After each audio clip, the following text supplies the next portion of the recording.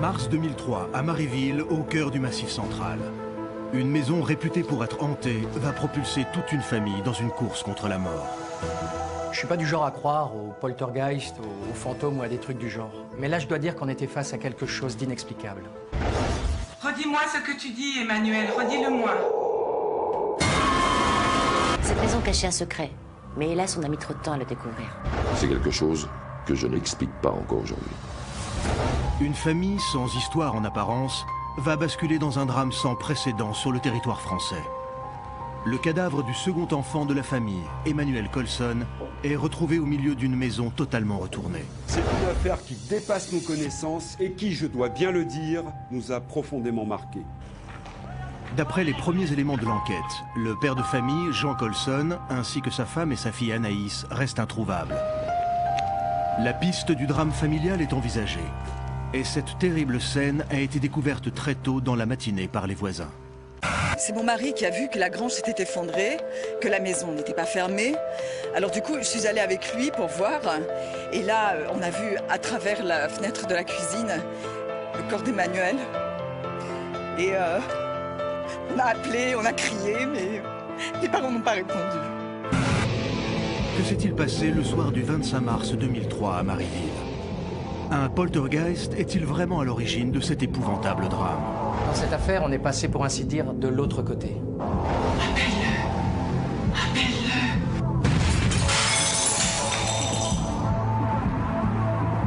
Drame familial, coup de folie ou phénomènes paranormaux, retour sur une enquête extraordinaire qui a été confiée à l'élite de la gendarmerie française, la section 13.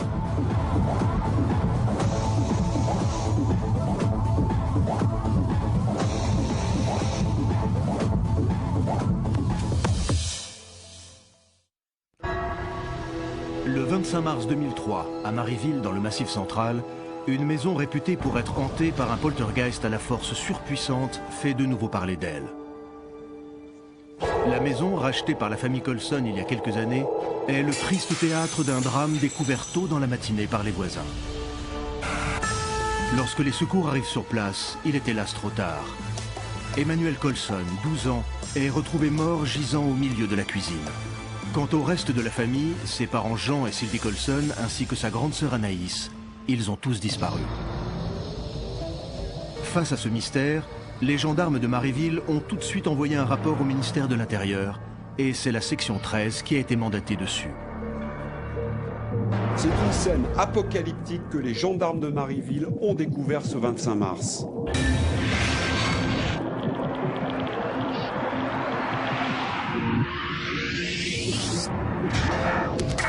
Le général Carnot, qui dirige la section 13, l'unité spécialisée dans les phénomènes paranormaux, se souvient de cette affaire qui a laissé un goût particulièrement amer à toute sa section.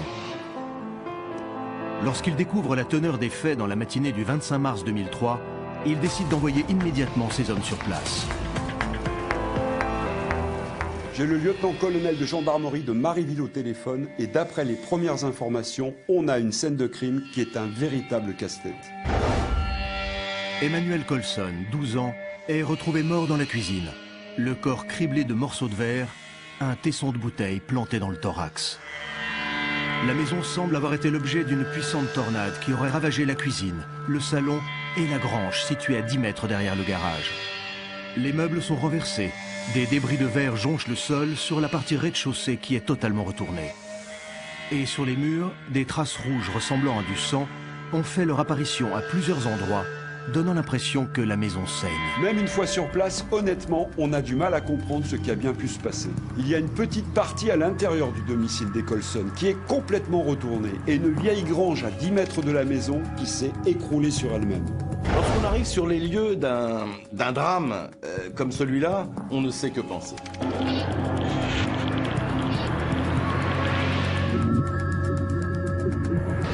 Très vite, je comprends que cette histoire de maison hantée qui, a priori, pourrait faire sourire, est à prendre très au sérieux. Michel Rosemary a enquêté sur cette affaire. Journaliste d'investigation spécialisé dans les phénomènes paranormaux, il a suivi toute l'enquête de la section 13. Quand j'arrive sur place, je n'ai pu recueillir que très peu d'informations. J'ai consulté les archives locales, J'ai trouvé de vieux articles qui faisaient allusion à une maison où des phénomènes étranges, décrits comme violents, s'y sont déroulés. Et quand j'apprends qu'il y a une jeune victime, 3 disparus, et que la maison a été en partie ravagée, là, je comprends que l'on a affaire à une situation gravissime. La presse et la télévision se sont emparés de l'affaire avant même que les membres de la section 13 ne soient arrivés. La découverte du corps du jeune garçon fait la une des journaux et de nombreuses allusions à une maison hantée fait les gros titres. À Marieville et dans toute la région, on parle du poltergeist. Un fantôme démoniaque à la force hautement destructrice, capable de tuer les vivants. Quand je suis arrivé sur place, il y avait déjà une équipe de secours qui fouillait les décombres depuis plusieurs heures déjà.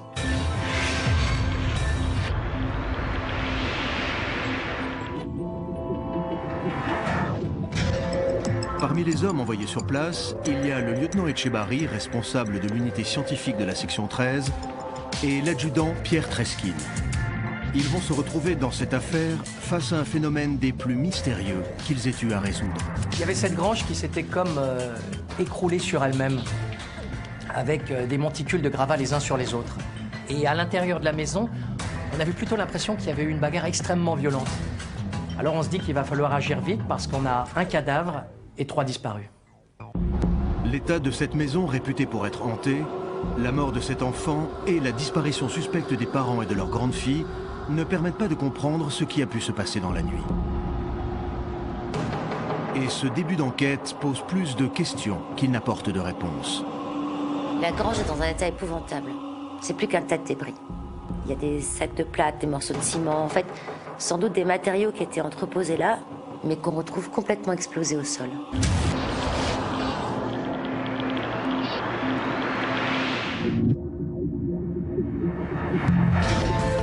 Le commandant Lournec, spécialiste en psychologie et parapsychologie au sein de la section 13, s'est rendu sur place en premier.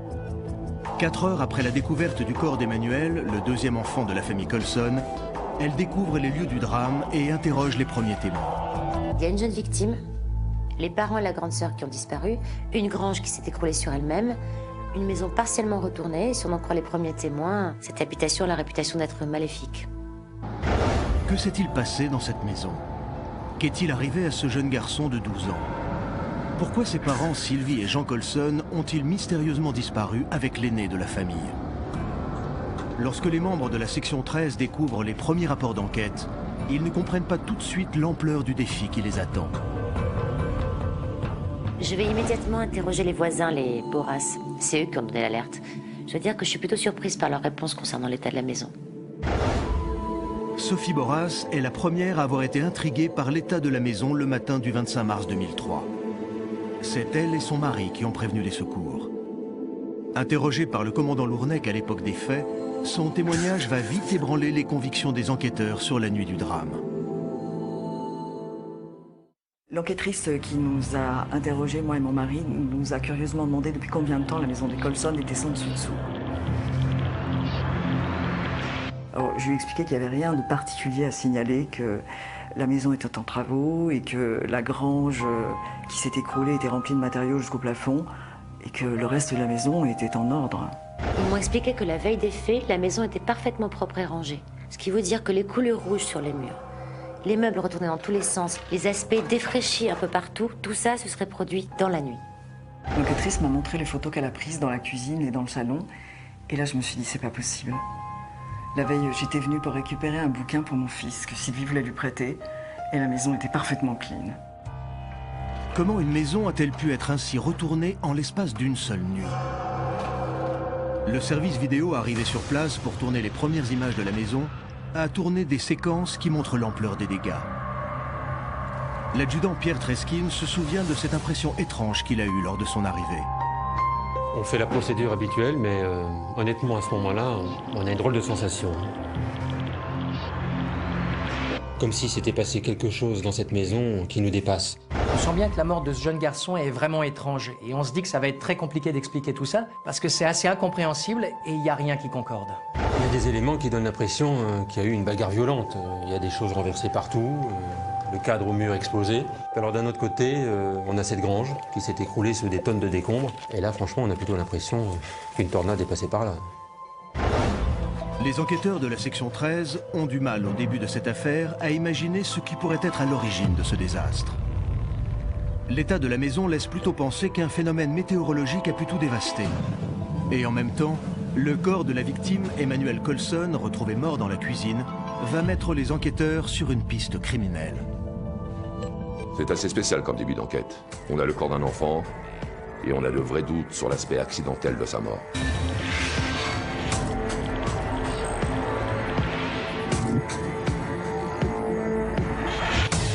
Le capitaine Brunel, responsable de l'unité d'investigation de la section 13, avec son adjoint, le maréchal des logis Delorme, sont arrivés l'après-midi sur la commune de Marieville.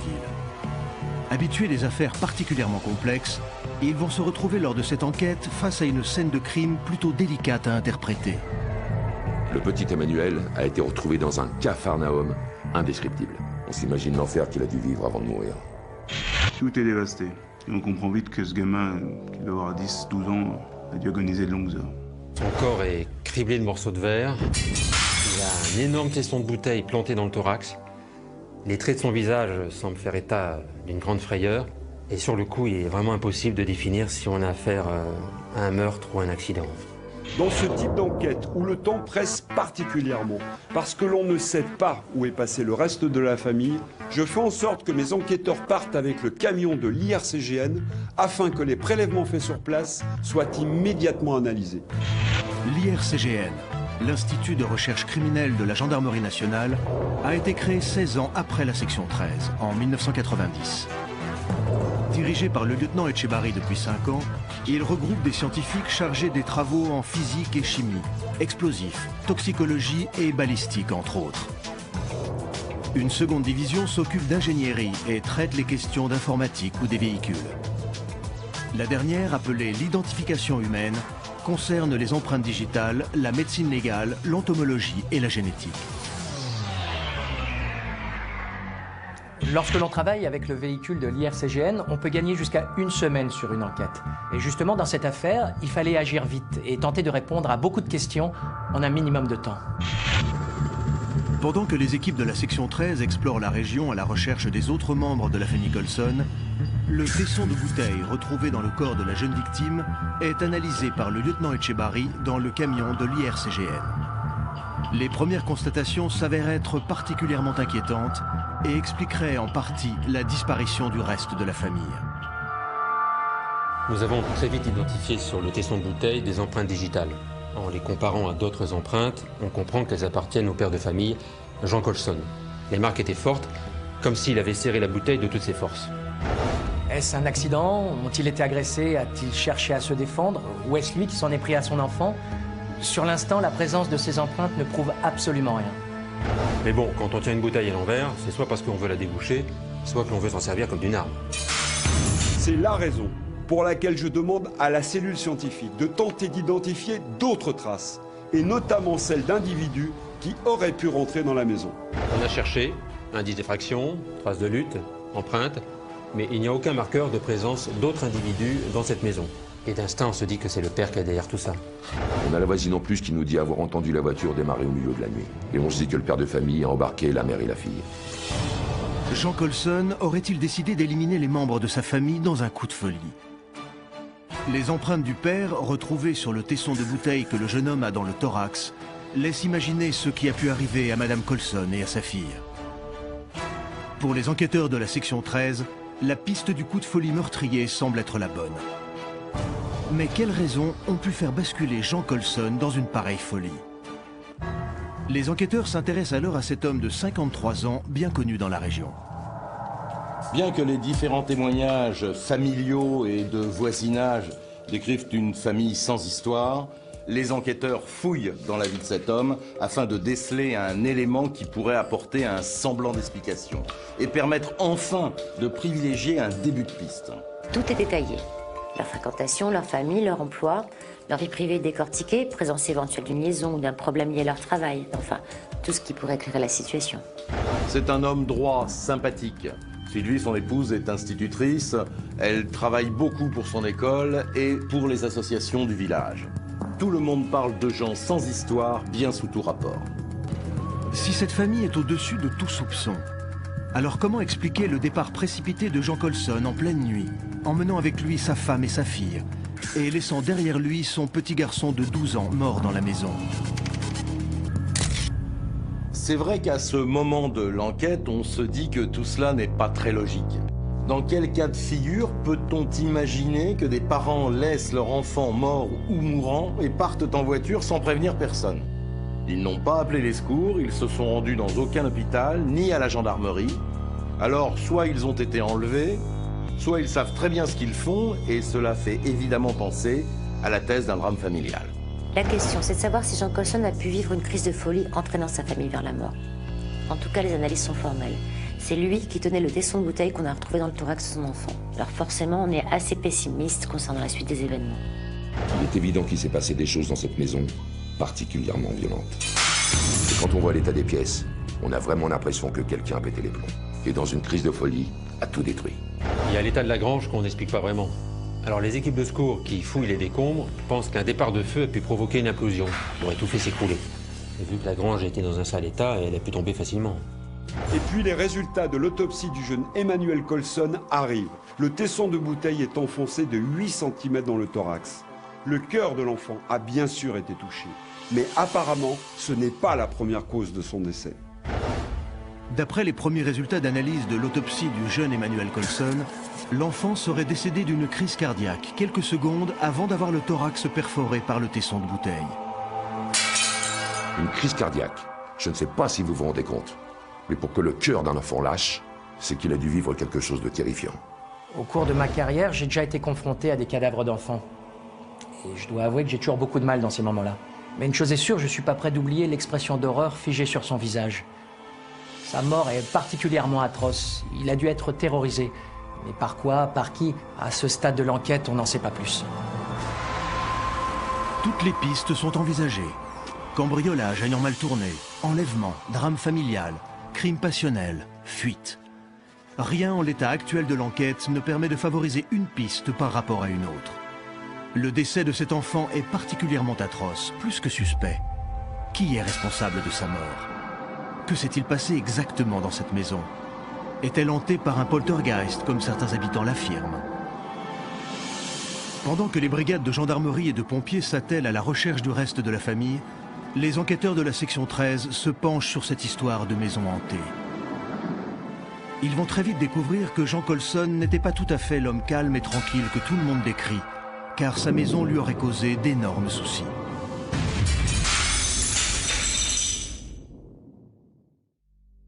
Jean Colson était devenu agressif, violent, et sa voisine avait eu peur de lui à plusieurs reprises quelques jours avant les faits. Il ne dormait plus et c'est sa femme qui m'a raconté, il passait ses nuits à scruter sa propre maison au moindre bruit. Il passait des heures assis sur une chaise qu'il avait installée dans le vestibule, en état d'alerte, les yeux grands ouverts. En fait, ce qu'il voulait, c'était surprendre les phénomènes qui se produisaient. Il était devenu odieux, il en voulait à tout le monde. Enfin, c'était plus le Jean Colson qu'on connaissait. Au début de nos investigations, on a interrogé en particulier le maire de cette commune. Il nous a parlé de cette maison hantée, la maison des Colson. Paul Barthaud, maire de Marieville à l'époque des faits, est aujourd'hui à la retraite. Il était très ami avec Jean Colson et 11 ans après le drame, il a accepté de revenir avec nous sur cette histoire qui avait fait trembler les habitants de sa commune et qui a à jamais marqué sa mémoire. 2 mois environ avant le drame, Jean Colson est venu me voir en mairie. Il me racontait que ses enfants étaient terrorisés par des bruits terrifiants. Parfois, des ampoules éclataient sans raison, des meubles bougeaient. Mais en même temps, il me donnait l'impression que c'était lui qui faisait régner une sorte de psychose. Paul Barthaud a été clair dans son témoignage de l'époque. Il a trouvé Jean Colson complètement transformé. Lui qui d'ordinaire était calme et réservé, était devenu complètement agressif. Apparemment, il reprochait au maire de lui avoir vendu une maison hantée. Quand il l'a achetée, il était parfaitement au courant de ce qui se disait sur cette maison. Pourtant, il me disait que parfois, il ne dormait plus pendant des nuits complètes. Quels sont ces phénomènes paranormaux dont a fait part Jean Colson quelque temps avant le drame? De quoi cet homme avait-il peur au point de passer ses nuits à surveiller sa maison?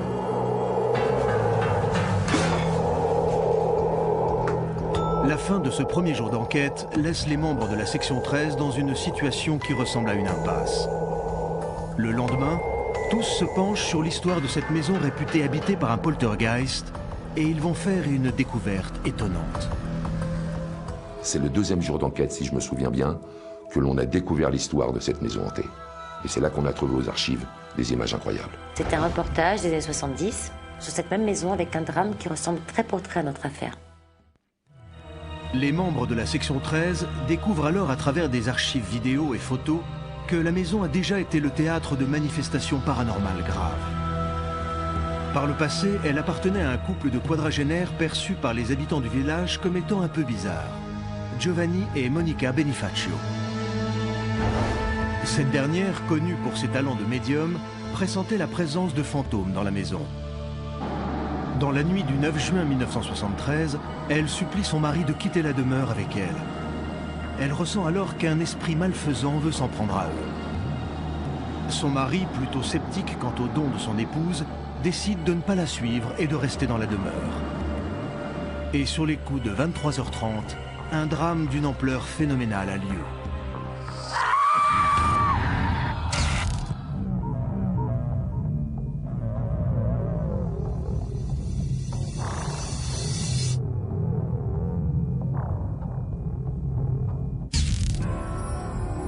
Nous avons pu nous procurer en exclusivité ces images exceptionnelles filmées le lendemain du drame, le 10 juin 1973. Elles ont été tournées par la télévision régionale quelques heures après la découverte du corps de Giovanni Benifacio, décédé dans des circonstances particulièrement étranges. La maison à l'intérieur a été partiellement détruite. Les ampoules ont éclaté, les meubles sont renversés.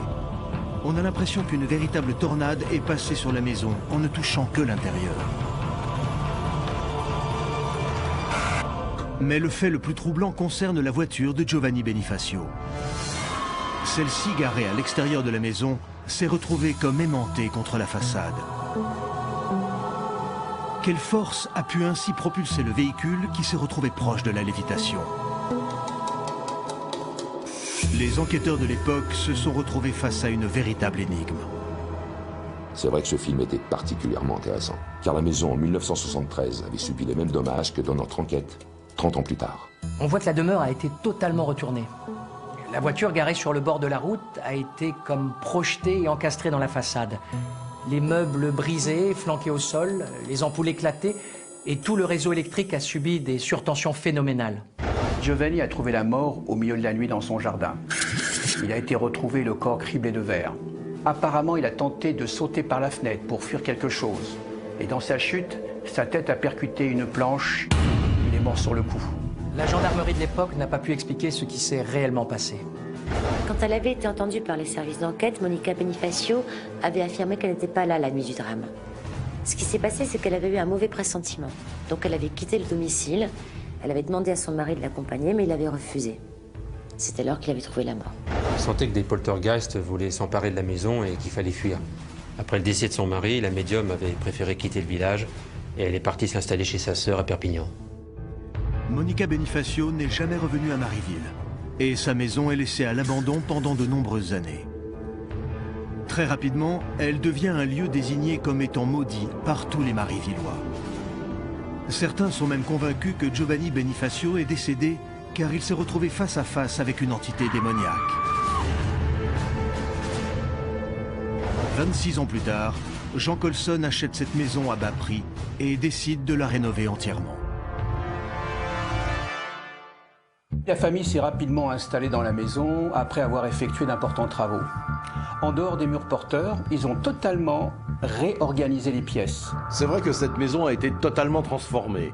On peut même dire que l'ancienne demeure, celle qui abritait, d'après les Marivillois, un fantôme, n'existait pour ainsi dire plus. En me faisant visiter un jour, Jean Colson m'a dit « Il va avoir du mal à s'y retrouver, votre fantôme ». Malgré les importants travaux de rénovation qui ont totalement métamorphosé la maison, les Colson vont se retrouver confrontés à des manifestations paranormales. Quelque chose de terrifiant vit dans les murs de la demeure. Une entité invisible qui va profondément perturber Jean Colson et sa famille. Toutes les manifestations que les Colson ont vécues étaient les mêmes que ce qui s'était passé à l'époque des Bonifacio. C'était terrifiant. D'ailleurs, à plusieurs reprises, ils ont passé plusieurs jours à l'hôtel parce que la maison était dangereuse. Ce sont ces éléments qui vont faire basculer l'enquête. Il faut dire que les pistes jusqu'à présent exploitées n'apportaient à ce jour aucun élément sérieux qui puisse mettre en évidence un début rationnel d'explication. Et même si la thèse du drame familial mettant en cause Jean Colson était la piste privilégiée, la piste sérieuse, cela restait pour le moins hypothétique.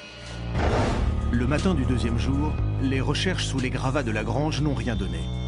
Aucun corps des membres de la famille n'est retrouvé enfoui sous les décombres. De leur côté, le lieutenant Etchebarri et l'adjudant Treskin examinent en détail la maison.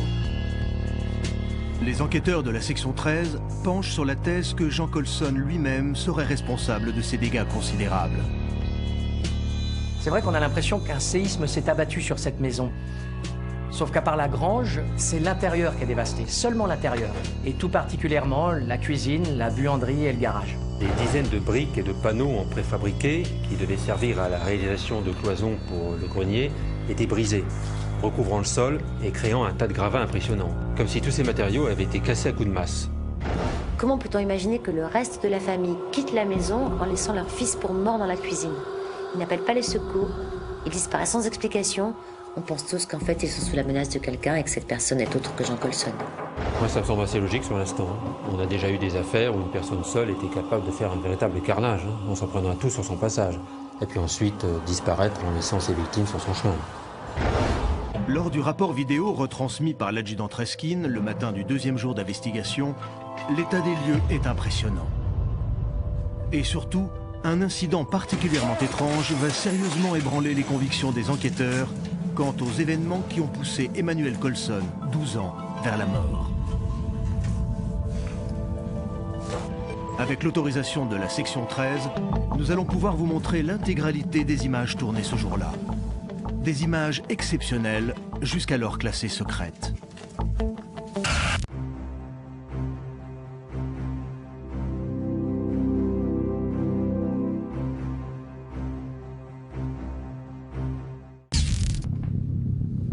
À 6h45 du matin, l'adjudant Treskin, accompagné du lieutenant Etchebarri, inspecte la cuisine ainsi que le couloir et l'escalier de la maison. L'enfant s'est déplacé de 37 mètres depuis sa chambre jusqu'à la cuisine. La première marque de blessure se situe en haut de l'escalier et provient visiblement d'une chute sur des morceaux de verre. On voulait comprendre le trajet qu'Emmanuel Colson avait effectué et surtout comment il avait pu se retrouver là, dans cette cuisine, à 1h du matin. Donc on relevait des traces pour en quelque sorte reconstituer son parcours. Quelques minutes plus tard, les membres de la section 13 s'apprêtent à terminer leurs investigations en s'attachant plus particulièrement aux traces de sang retrouvées sur les murs. Et sur le mur, du sang déjà coagulé. Du sang par projection, les prélèvements sont en analyse. Sur le coup, on pense que les traces de sang qu'il y a sur les murs montrent que quelqu'un a été frappé avec une violence indescriptible pour laisser de telles marques. Ces traces de sang appartiennent certainement à un autre membre de la famille. Pour moi, il y a fort à parier qu'il s'agit soit du sang de la fille, ou celui de la mère.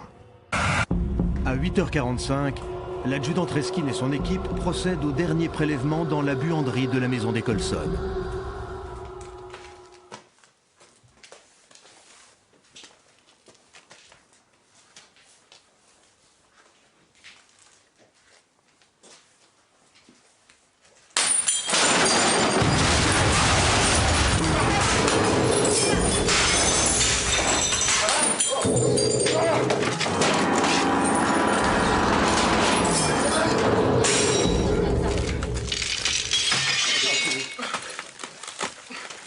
Franchement, on ne sait vraiment pas ce qui s'est passé. Il y a une force qui a tout renversé sur son passage et c'était dans la pièce où l'un de mes hommes procédait à des analyses. Quel phénomène mystérieux vient de se produire dans cette maison? Les enquêteurs de la section 13 ont-ils été à leur tour victimes de phénomènes paranormaux? On venait d'assister à un phénomène qui avait sans doute beaucoup de similitudes avec celui qui s'était produit la nuit du drame. Et il apparaît évident que dans cette maison, il y a des forces qui nous dépassent. Et puis surtout, il y a cette espèce d'implosion dans la pièce, une sorte de déflagration qui dure moins d'une seconde et qui est capable de projeter du verre à une vitesse incroyable. Le scientifique de la section 13 qui a été touché a reçu des éclats de verre tout autour de l'œil. Ses jours ne sont pas en danger. Et au moment de l'évacuer vers l'hôpital le plus proche, les enquêteurs découvrent avec stupéfaction que la maison se met à saigner. Ce jour-là, tous mes collègues se sont tournés vers moi. Il leur fallait une explication logique. Les fantômes, les poltergeists, ce genre d'entité, ça n'existe pas. Il fallait identifier l'origine de tout ça. Ces mystérieuses traces de sang sont immédiatement prélevées et étudiées dans le laboratoire mobile de la section 13. Et les résultats sont plus que troublants. C'était assez effarant, mais il ne s'agissait pas de sang humain, mais celui de larves qui vivent dans les murs. Ce sont des insectes microscopiques que l'on retrouve dans les parois qui ont été couvertes de peinture au plomb. Et sous l'effet d'une pression très forte, ils ont littéralement éclaté, libérant ainsi ce liquide rouge. Ces insectes qui sont à l'origine de ce phénomène visuel très impressionnant sont en réalité des araignées rouges. Les murs couverts de peinture au plomb constituent pour elles un lieu idéal pour se reproduire et proliférer.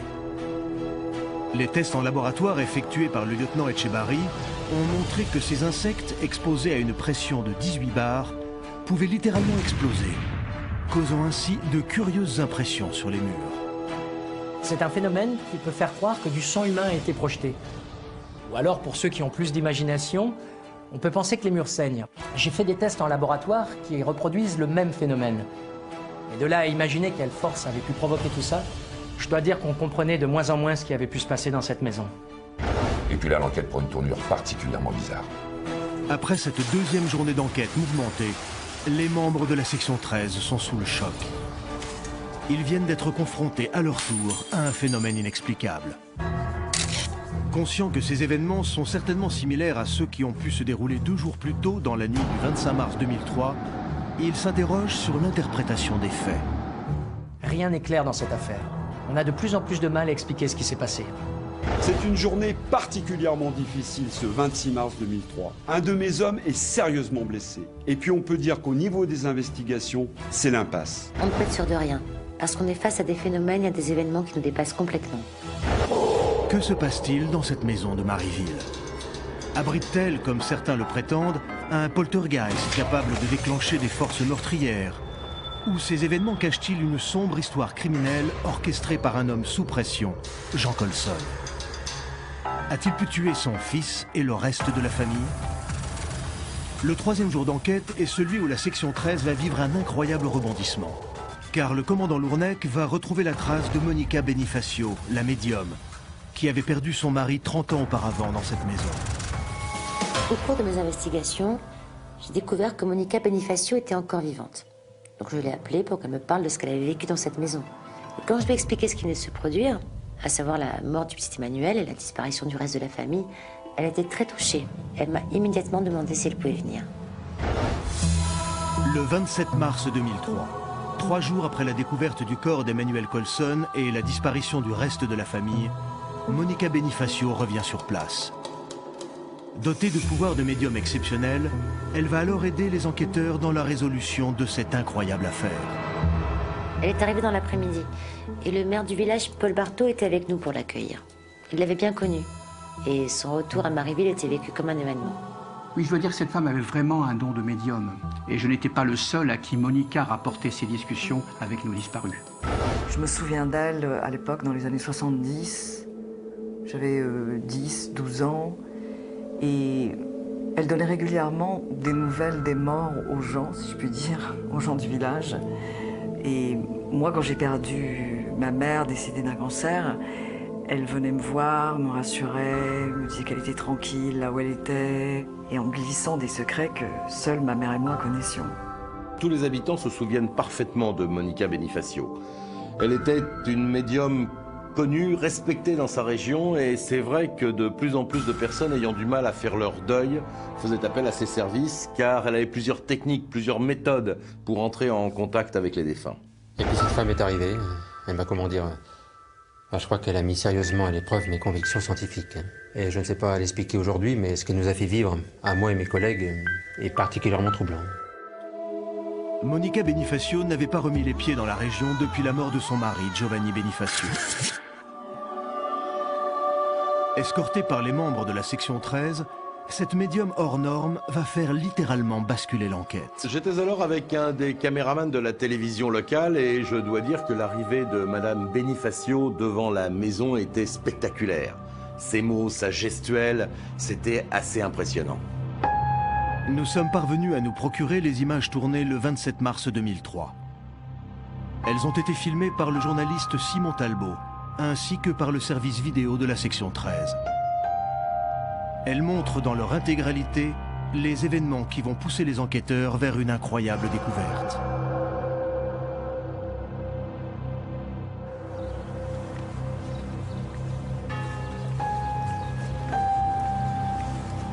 Monica Benifacio arrive à 10h15, accompagnée des membres de la section 13, devant ce qui était autrefois sa maison. En l'espace de 30 ans, la maison s'est totalement métamorphosée. Un premier étage a été rajouté et seuls les murs porteurs de l'ancienne bâtisse ont été gardés.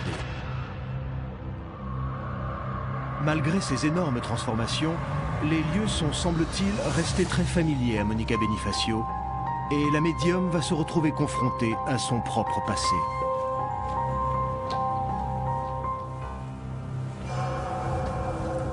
Oh mon Dieu! Non! Giovanni!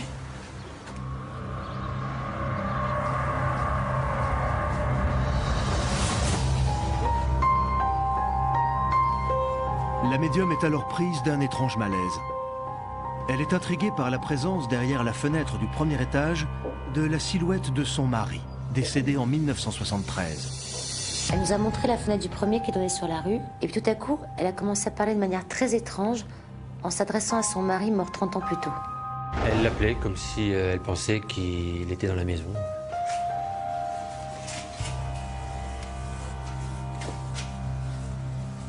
Giovanni! Aide-le, mon chéri. Aide-le. Il ne sait pas qu'il faut qu'il aille vers la lumière. Appelle-le. Appelle-le. Fais ça pour moi.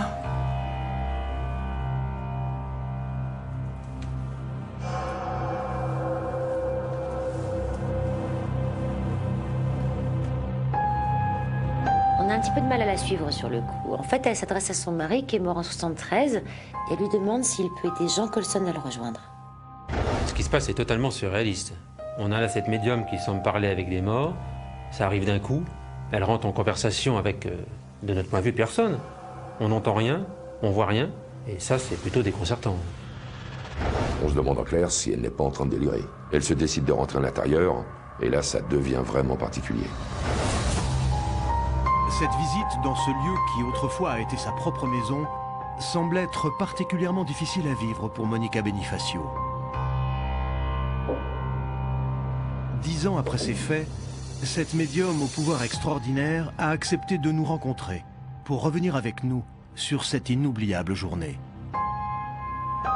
Elle se souvient encore de cette mystérieuse présence et de cette conversation si particulière qui va mener tout droit les enquêteurs de la section 13 sur les traces d'une incroyable vérité.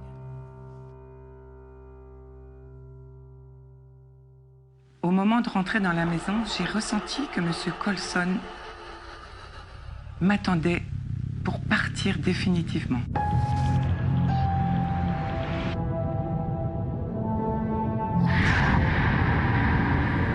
Il m'attendait car il avait un gros problème avec son fils, le petit Emmanuel. Monica Benifacio va alors affirmer aux enquêteurs que Jean Colson, cet homme que tout le monde croyait parti en voiture avec sa femme et sa fille, est décédé depuis à peine 1 heure. Il était là il y a 1 heure. Mais maintenant, son âme est partie. Honnêtement, sur le coup, je pense qu'on est en train de perdre notre temps. J'ai vraiment l'impression que cette personne est en train de divaguer. Et puis tout d'un coup, son récit se fait plus percutant. Surtout lorsqu'elle est entrée en conversation avec Emmanuel Colson. ce garçon de 12 ans qui a perdu la vie 2 jours plus tôt dans la cuisine. Elle le voit dans les escaliers qui montent dans sa chambre. Le petit lui parle et elle nous retranscrit tout ce qu'il lui dit.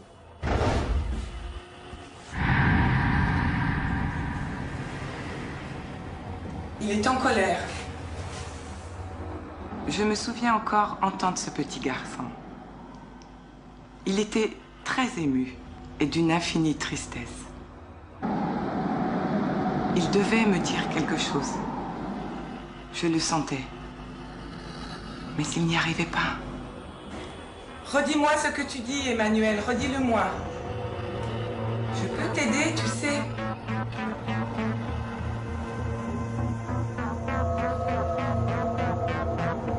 Monica Benifacio semble s'adresser au petit Emmanuel Colson, 12 ans, qui, selon elle, se tient dans l'encadrement de la porte. Au bout de quelques secondes de silence, la médium va retranscrire la réponse de l'enfant, particulièrement inquiétante. Celui-ci semble affirmer que ses parents sont toujours dans la maison et ne l'ont jamais quitté. Redis-moi, Emmanuel. Redis-moi ce que tu avais à me dire. Derrière? Qu'est-ce qu'il y a derrière? Emmanuel Colson semble avoir subitement quitté l'endroit. À travers ces affirmations retranscrites par la médium, l'enfant affirme que ses parents ont été avalés par la maison. Là, en un éclair, une pensée a traversé mon esprit. Je me suis souvenu de la vidéo tournée dans les années 70, à la mort de son mari. La voiture était encastrée dans la façade, comme si elle avait fait un tonneau suite à un glissement de terrain. Mais elle donnait aussi l'impression d'avoir été comme aimantée par la maison. Etchebarri nous a expliqué que si le reste de la famille était encore là, c'est qu'ils étaient peut-être sous nos pieds. Mais les décombres avaient déjà été fouillés et il n'y avait que des tonnes de gravats. Par contre, si la médium avait raison, les Colson avaient été avalés non pas par leur maison, mais par la grange. C'est vrai que la grange était totalement détruite et nous n'avions aucune explication plausible à ce sujet. Il fallait vérifier ce que cachait ce tas de gravats. En 2 jours, les pompiers présents avaient déjà beaucoup déblayé de décombres à la recherche de corps, mais ils n'avaient rien trouvé. Le lieutenant Etchebarri a alors avancé cette théorie assez incroyable, consistant à penser que les Colson avaient peut-être été victimes du magnétisme de leur maison. Nous avons, avec la participation de la mairie, procédé à l'examen du sous-sol de la maison et très vite, nos recherches ont payé. Le 27 mars 2003, à 17h45, 2 autres équipes de pompiers se rendent sur place afin de prêter main forte aux équipes de la section 13. Sous les ordres du lieutenant Etchebarri, ils vont procéder à une fouille des gravats en creusant très profondément sous la grange de la famille Colson. On a fait venir un engin capable de déblayer des quantités plus importantes de gravats. Là, on allait pouvoir aller plus vite.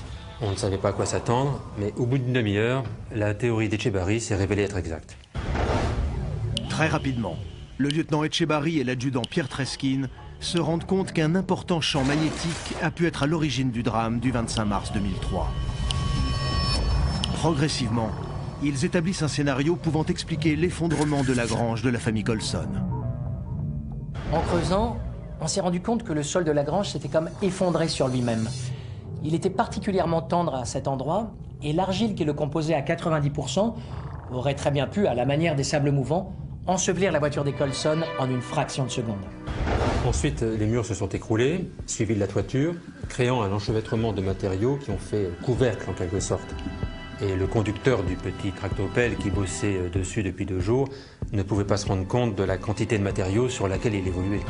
Et surtout, ce terrain particulièrement meuble, qui partait de dessous la maison jusque sous la grange, produisait des forces électromagnétiques hors normes. Tout a alors été étudié, décortiqué, les rayonnements telluriques, les veines d'eau souterraines et les hauts courants magnétiques. Et lorsque nous avons fait venir sur place des appareils de mesure spécifiques permettant d'étudier la nature du sol, là, on a compris que le mystère de cette demeure était placé en dessous, très profondément.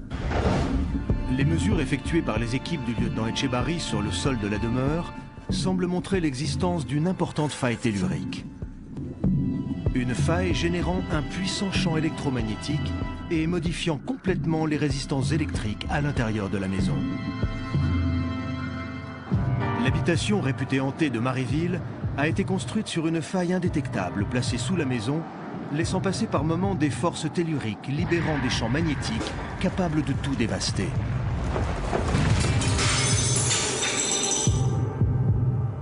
Des forces capables de déplacer le mobilier et de faire voler le verre en éclats, je peux vous dire, c'est quelque chose de diabolique. On avait du mal à y croire. Cette maison subissait des forces qui pouvaient s'apparenter à un poltergeist.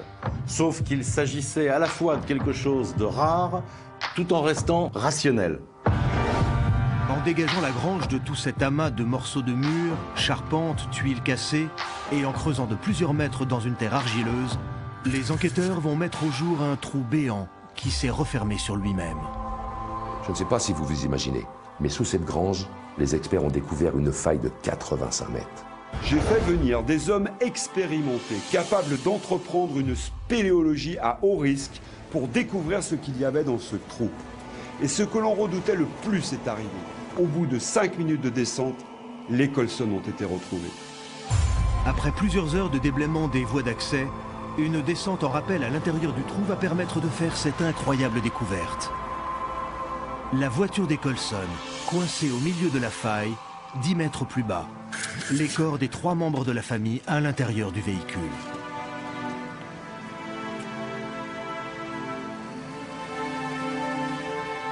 L'engin de chantier a mis en évidence une faille sous la grange et la voiture des Colson est tombée. Elle est tombée dans ce trou béant qui s'est évidemment rebouché au-dessus de leur tête suite à l'écroulement de la grange et des nombreux matériaux qui s'y trouvaient. Les gars du chantier venus en renfort ont eu un mal de chien à extraire le véhicule.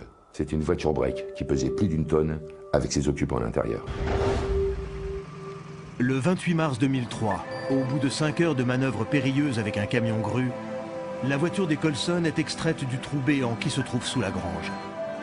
Les corps des 3 victimes sont alors désincarcérés du véhicule et le bilan est dramatique.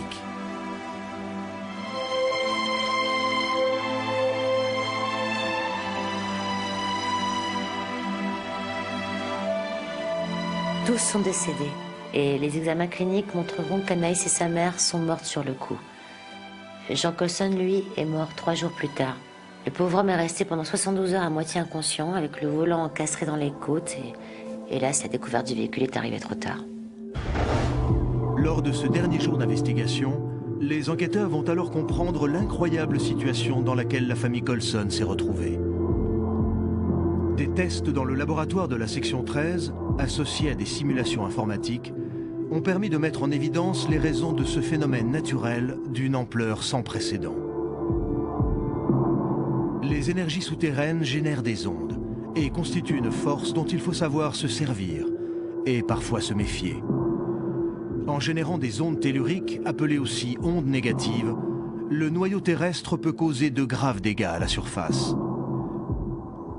Cette étude réalisée par des géobiologistes sur la maison des Colson a démontré comment un courant magnétique dévastateur a pu faire s'écrouler la grange, emportant avec elle 3 des membres de la famille.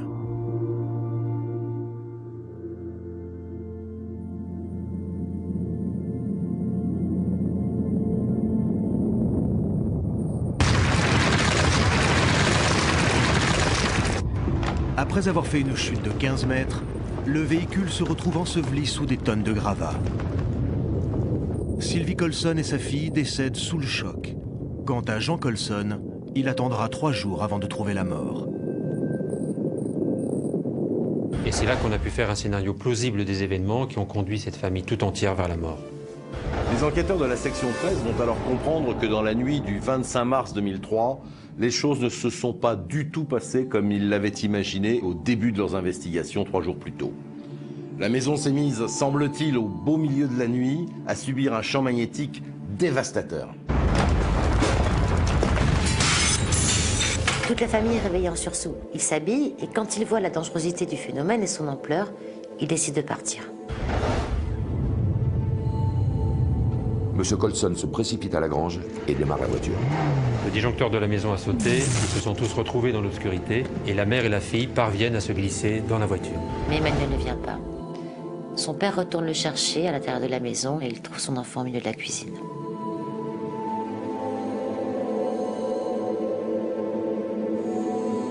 Ce dernier, en voulant rejoindre le reste de la famille dans la grange, s'est à moitié perdu dans l'obscurité. Il réussit à marcher à 4 pattes, il va vite, et il arrive au milieu de la cuisine. Et en courant pieds nus, il a fait 7 chutes sur ce tesson de bouteille qu'il n'avait pas vu dans l'obscurité.